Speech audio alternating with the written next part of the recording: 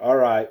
So I've had to write a list down because I've done this probably 20 times on should you top swap your car, your W body in my case, L26 to L32 top swap Series 3. That's the only experience I have. So I wrote this list down to keep me on track so I don't wane off of what I'm talking about. So should you top swap your Series 3, in my case, like I'm coming from Series 3 L26, should you do a top swap? Yes, you should do a top swap. If, and I have that shit wrote down, if you have parts available, if they gonna be shipped, in my case, they got them shipped to me. It was $650 shipped to me. Very reputable person that was doing it in the 3800 game. So the availability of that was easy to me because it was right there and I was already looking and found them. Pricing, it's another bulletin point. Pricing was good in my book. I might have paid high. I'm sure shipping was a fucking bitch. There was some shit lost in shipping, as per usual. Luckily, I work in a place that has a lot of fasteners, and I was able to source fasteners. That was the majority of the shit that was gone, is fasteners, and then vacuum lines were completely obliterated. So, really, you're not going to worry about the vacuum line thing because you're kind of going to do your own thing with the way they have their vacuum lines routed on the L32 compared to when you top swap it.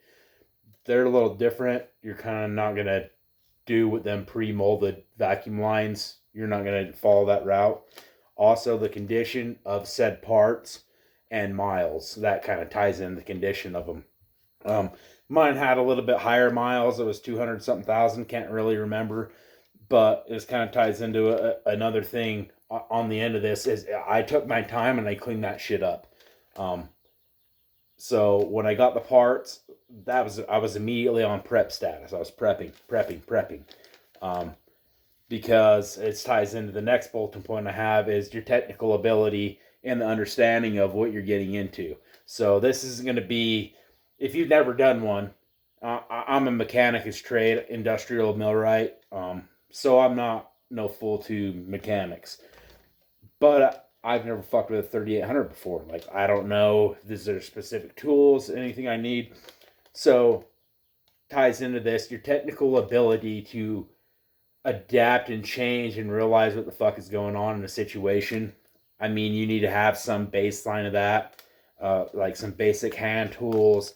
I think really the only crazy thing I use, like a specialty tool, was just to, I'm pull it out right here, was these for the fuel rail. They're just the fuel rail. They just push all the pins in and disconnect them. I think everything else was pretty standard, like hand tools, torque wrench maybe. I don't think that's common ground, and just a place to do it.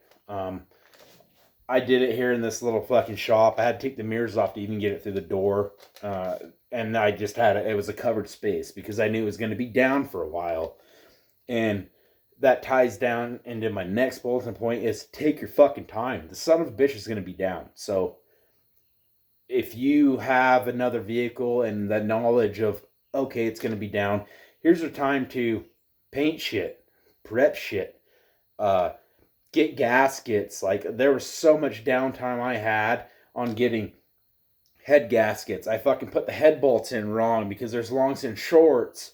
You can look back on my videos to see that. There was, oh, you need to put thread sealant on these. And I didn't have thread sealant. I had to go get thread sealant. Oh shit, don't understand where this and that goes. You can look back at all my videos and understand, kind of get ahead of where I was.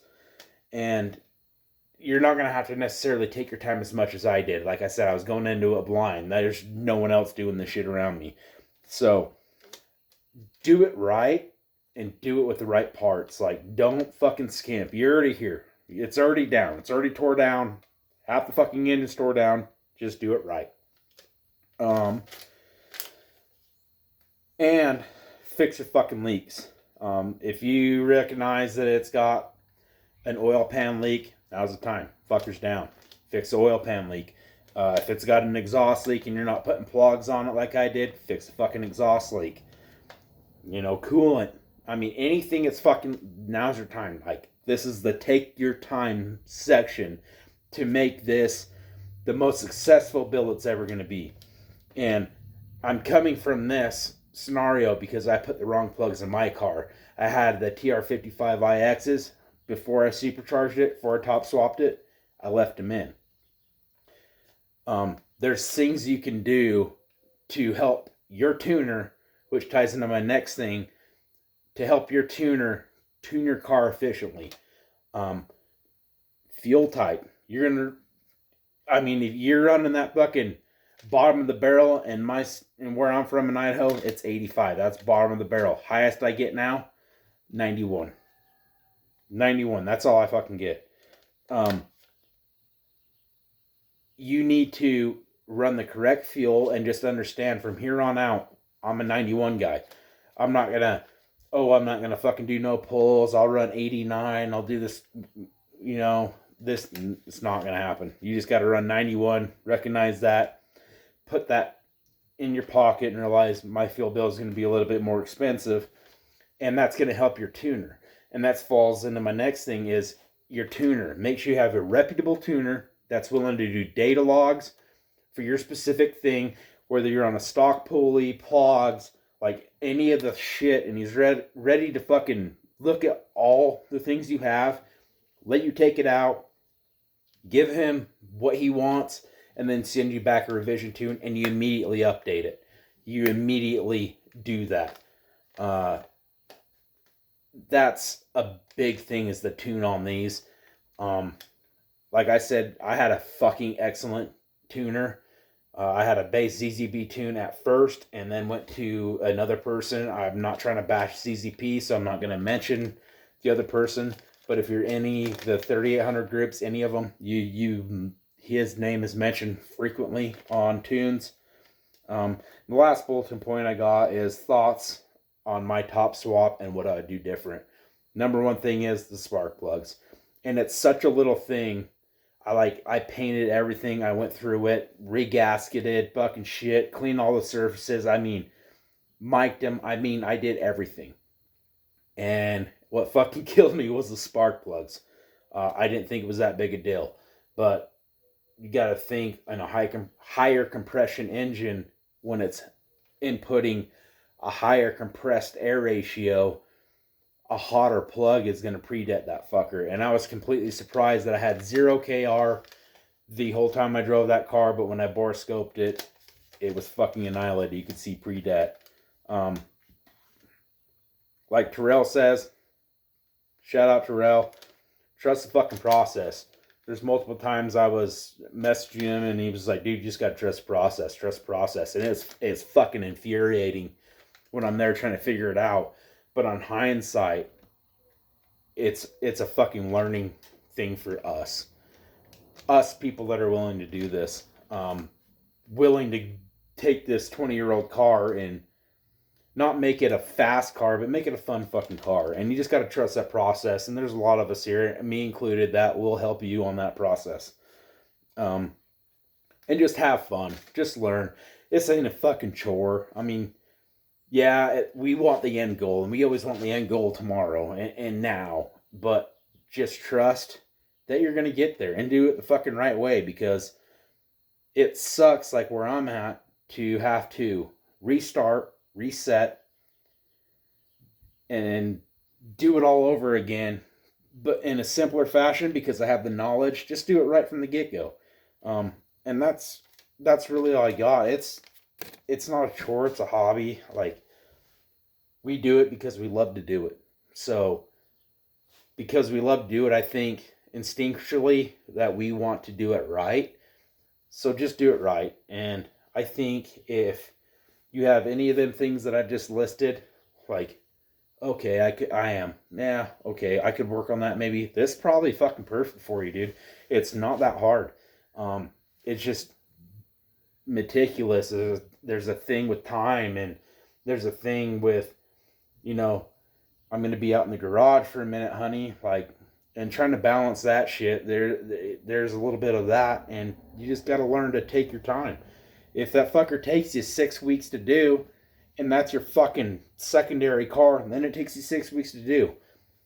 If it takes you a couple weeks to do, then it does. Like, it's just how much overtime you guys have to allow that build. And I think 100% you guys should do it. If, like, any of the bullet points I mentioned, that's what you can do, I would fucking look back and I would do it. Especially if you can get a top swap for cheap. And I might have one for sale if you guys want one, because I'm pulling all the stock shit off that car and putting my shit on it. So, anyways, thought I should put that out there because there's a lot of new fellers, which I like, asking me, should I top swap my car? It's got X amount of miles. I top swap mine in the mid 200,000s, and I'm guarantee it would have gone way further, and I was beating on it. If I would have did one thing, take my fucking time and look at the spark plugs and realize the heat range 5 is not acceptable. We need a 7 or an 8. But oversight on my part, so you won't do it. And that's where I'm going to end it on. Anyways, guys, appreciate it. If this helped you, let me know. If there's any other questions you guys have, let me know as well. Sorry I'm dirty. Just got off of work and thought I should post this up for you guys. Thinking about it all day. All right, have a good one.